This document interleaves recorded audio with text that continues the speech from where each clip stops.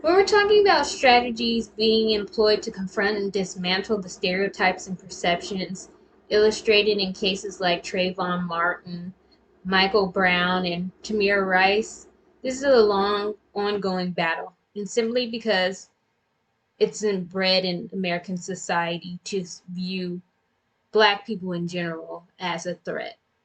This is a topic that continues to be swept under the rug because of propaganda that is perceived as whenever there's a policy being pushed, especially if African Americans are at the forefront, as seeing as benefiting more than other groups of people, even though they're the last ones to actually benefit from the policies in which they're the face of.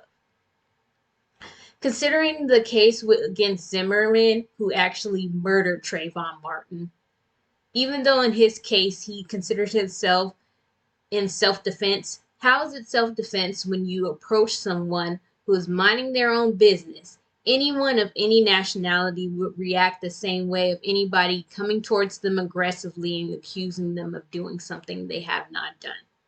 Especially in this case, he was not law enforcement. But he was able to get off with self-defense, and his jurors were majority white women. This case particularly reminds me of Latasha Harling's. Many of you probably don't remember or want to forget. This particular case happened in March 16th, 1991, in which a 15-year-old walked into a liquor store to get some orange juice and was accused of trying to steal it, in which she had money for it in her hand. She was shot several times in her back leaving the store, and the owner of the store simply got probation, which sparked the LA riots. Now, I know you're saying, Chela, what does that have to do with what we're talking about with these three young men?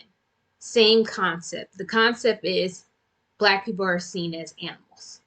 Now, I know you're probably going to say, Chela, that's a bit harsh to say because there's so many successful Black people we see on television and other places, and we're making improvements where we're allies and we're willing to really support Black people. True enough, like I said, this has been an ongoing conversation within the Black community of how Black people are often used and prodded as an example of changing policies. And like I said, they're the last ones to really benefit from these policies.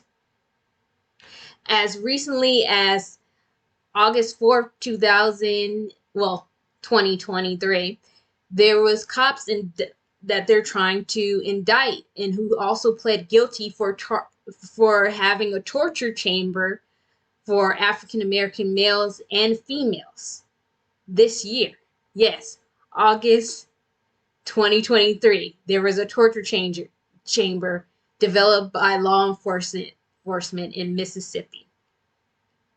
There's two young men that are currently suing that are in their 20s named Michael Corey Jenkins and another friend of his named Eddie Terrell Parker, who was actually both picked up on innocent situations where there was no legal reason to stop them and they were tortured without leaving scars. There's actual proof by recordings for this.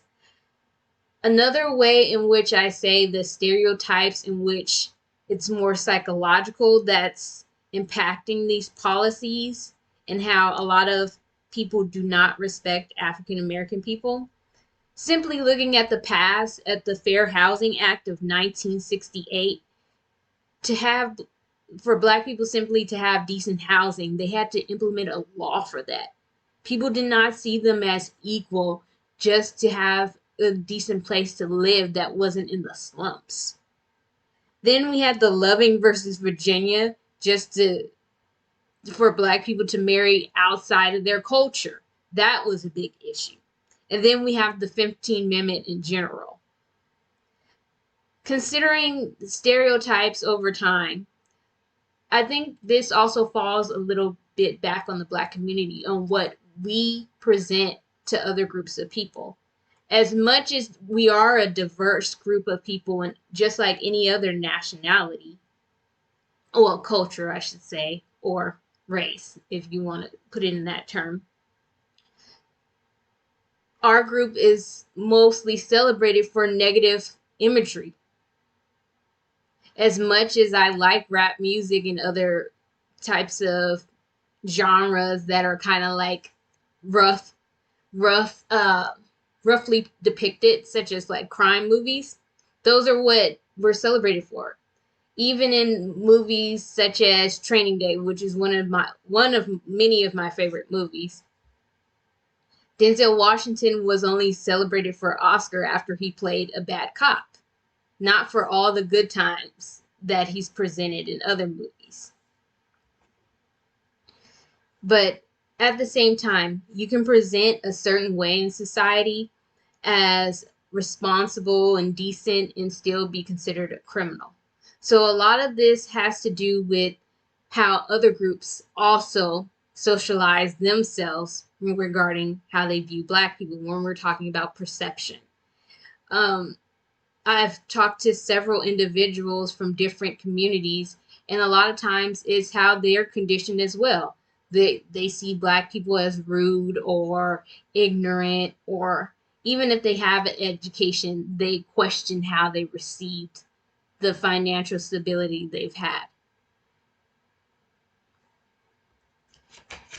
And when we're talking about responses towards law enforcement in the case of Trayvon Martin, Michael Brown, and Tamir Rice, each of those are different scenarios. And all of those cases simply had to be approached with compassion. But since we are dealing with a group of people who don't understand that, let's put it in the terms of what mostly everybody understands, financial. So we create a policy that has a policy that is attached to police officers, let's say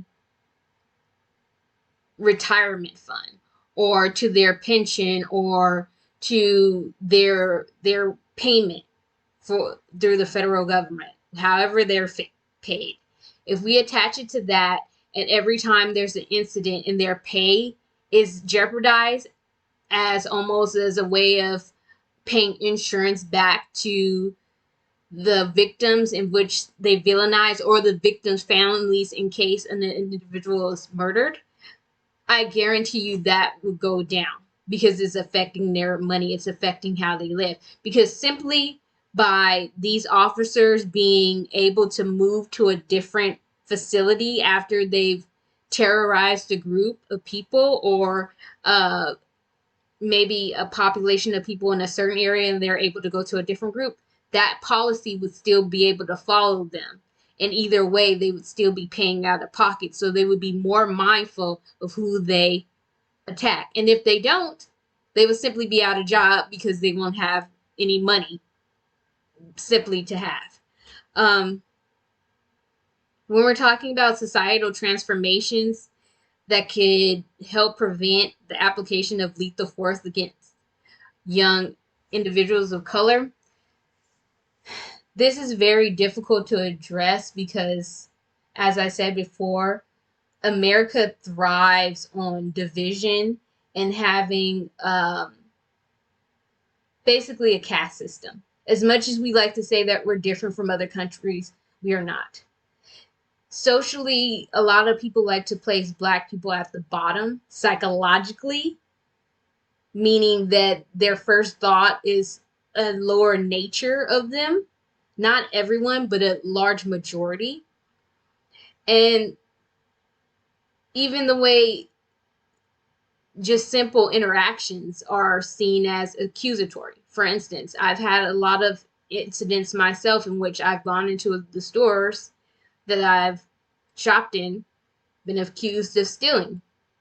I've had situations in which my own bags have been emptied out and never received an apology, never was caught stealing anything, but was accused in different scenarios. And simply the reason was because I looked suspicious.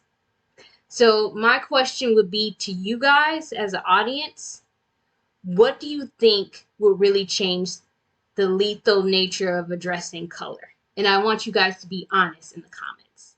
Thank you for listening.